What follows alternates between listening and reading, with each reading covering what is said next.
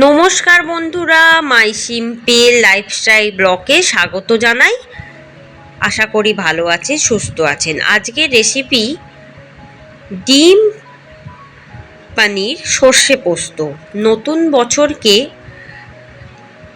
স্বাগত জানাতে একটু নতুন ধরনের রেসিপি বাড়িতে তৈরি করলে সবার মন কাড়বে। চলুন দেখে নিই সুন্দর রেসিপিটি। কড়াইতে দিয়ে দেবো 1 কিউব মতো বাটার। বাটারটা একটু মেল্ট হওয়া পর্যন্ত ওয়েট করব। বাটারটা প্রায় মেল্ট হয়ে গেছে। এবার আমি কড়াইতে দিয়ে দেবো 3টে ডিম। 3টে ডিম ভেজে নিতে হবে বাটারে। ভেজে নিয়ে আমি ছোট ছোট টুকরোর আকারে কিন্তু ভেঙে নেব। যতক্ষণ ডিমটা ভাজা হচ্ছে ততক্ষণ আমি কিছু মশলা করে নেব। দিয়ে দেবো 2 টেবিল চামচ মতো কালো সর্ষে, 25 গ্রাম মতো পোস্ত, মানে 1 বাটি পোস্ত, আর 5 থেকে 6টা মতো কাঁচা লঙ্কা। যে যতটা ঝাল খেতে পছন্দ করেন সেই অনুযায়ী কাঁচা লঙ্কাটা দেবেন।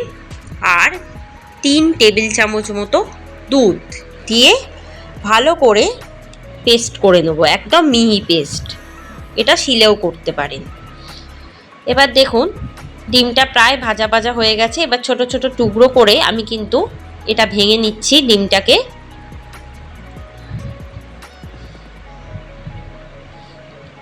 বাটারে ডিমটা ভাজলে কিন্তু স্বাদটা দারুণ বাড়ে।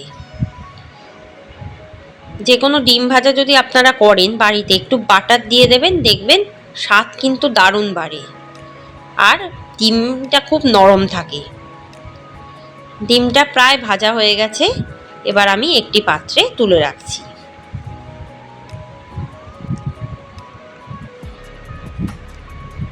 এবার ওই কড়াইতেই দিয়ে দেবো আরও 1 কিউব মতো বাটার।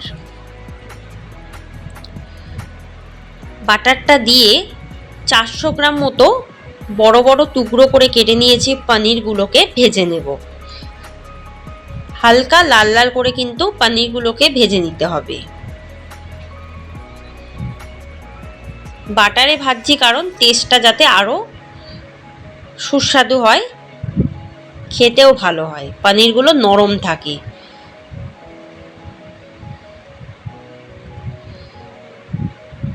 দিয়ে দেবো 1/2 টিস্পুন মতো হলুদ গুঁড়ো, দিয়ে একটু ভালো করে ভেজে নেব।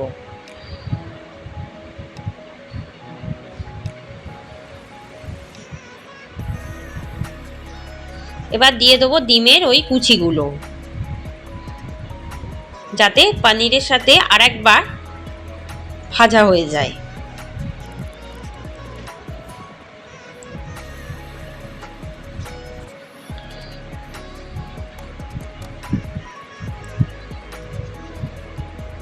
এবার দিয়ে দেবো ওই সর্ষে আর পোস্ত, কাঁচা লঙ্কা বাটা।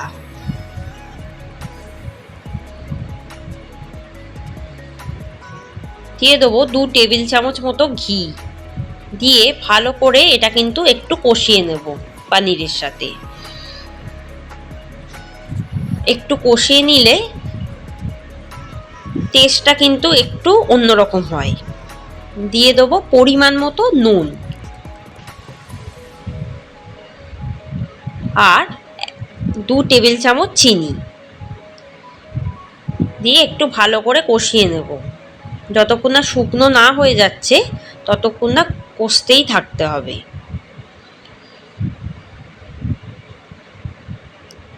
গ্যাসের ফ্লেমটাকে বা ইন্ডাকশানের ফ্লেমটাকে একটু লো টু মিডিয়ামে রাখবেন, যাতে পুড়ে না যায় সেদিকেও লক্ষ্য রাখবেন। এবার ওই মশলা ধোয়া জল আমি 1 কাপ মতো দিয়ে দিলাম। দিয়ে আরও 2 টেবিল চামচ মতো দুধ দিয়ে দিলাম।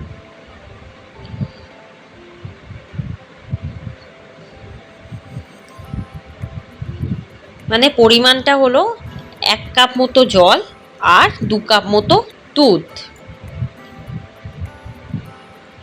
এবার দিয়ে দিলাম 4 টেবিল চামচ ফ্রেশ ক্রিম, যাতে একটু ক্রিমি ভাবটা আসে তার জন্য।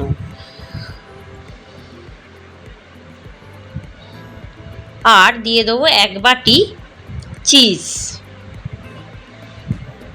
যাতে একটু আঠালো আঠালো হয়, খেতেও ভালো হয়। এবার ঢাকা দিয়ে রেখে দেবো মিনিট 15। 15 মিনিট পর ঢাকাটা খুলবো। নুন চিনি অবশ্যই আপনাদের স্বাদ অনুসারে একটু চেক করে নেবেন।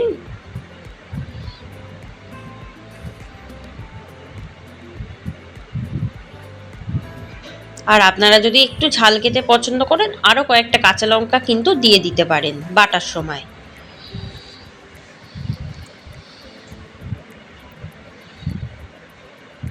এবার লো টু মিডিয়ামে রেখে একটু ফুটিয়ে নেব।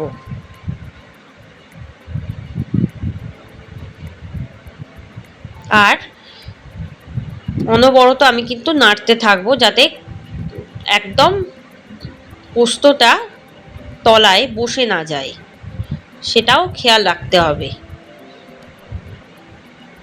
দিয়ে দেবো আরও 2 টেবিল চামচ মতো ঘি,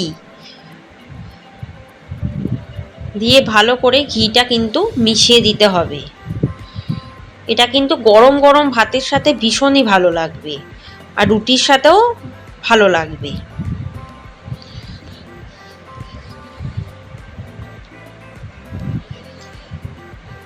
ব্যাস প্রায় রেডি হয়ে গেছে। এবার একটু ভাপে রেখে দেবো। যদি এই রেসিপিটি ভালো লাগে অবশ্যই কিন্তু আমাকে জানাবেন। আমার চ্যানেলে সাবস্ক্রাইব করার অনুরোধ রইল।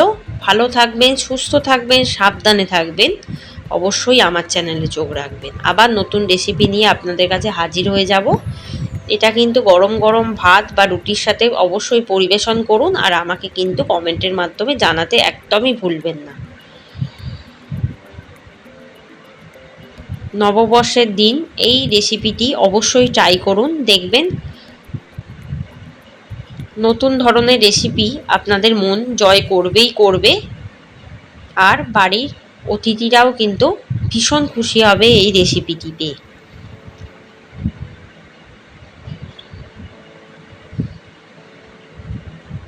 ধন্যবাদ।